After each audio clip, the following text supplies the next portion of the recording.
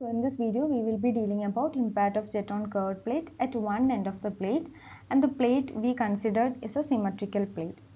So we have to find the impact of jet.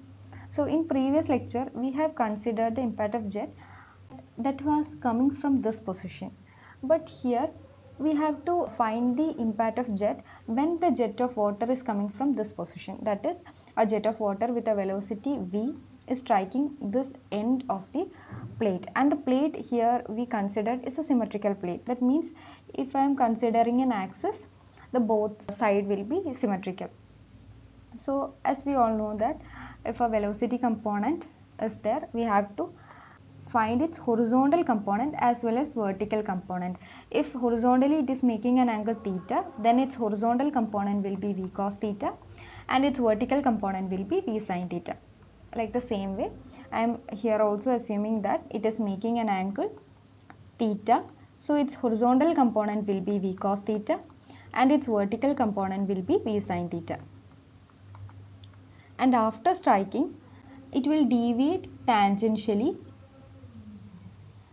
and here it is given that the plate is a symmetrical plate. That means the angle made by tangent at two ends will be same. So here also the angle made by this tangent will be same. That means it is making a theta angle with the horizontal. So its horizontal component will be v cos theta as well as its vertical component will be v sin theta. Now we have to find the impact of jet. So in order to find the impact of jet, so I have to find force on x direction, that is impact of jet on x direction. We know the equation m by t, initial velocity minus final velocity. M by t I can directly write as rho av, and I have to find initial velocity. So initial velocity along x direction. Initial velocity along x direction means v cos theta.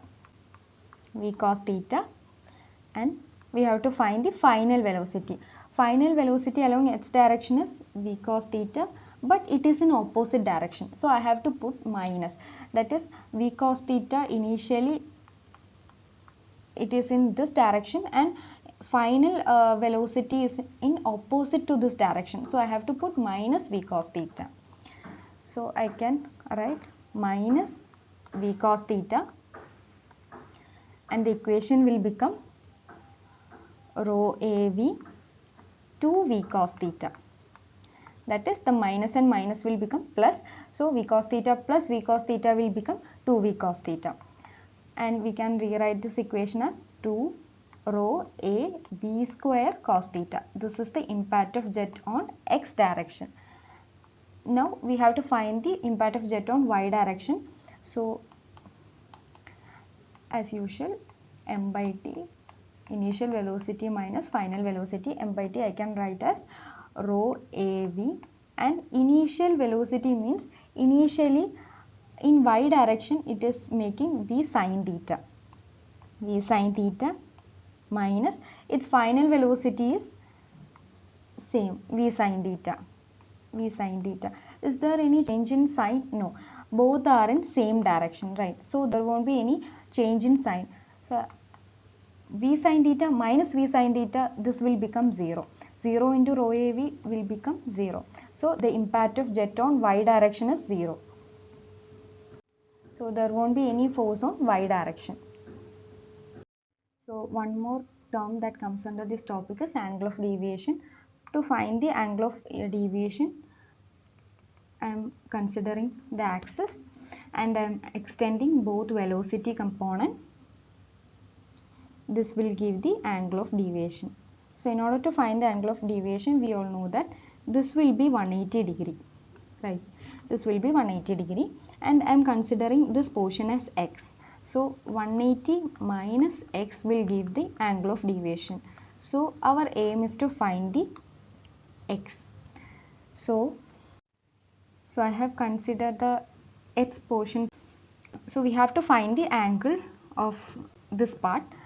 So we know that this angle will be theta. How it will be theta? If a plane is cut by a horizontal line, if it makes theta angle, then another line also will make another horizontal line will also make the same angle, right? So this horizontal line is making theta angle, then this axis will also make theta angle. So I got this portion, and now I have to find the bottom portion.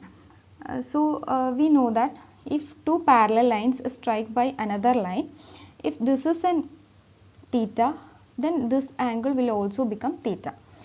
So I am considering these two as a parallel line. If this is making theta angle, then this will also make theta.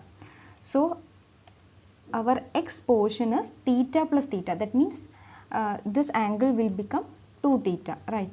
So the angle of deviation is equal to 180 minus x, that is 180 minus 2 theta. This is our angle of deviation.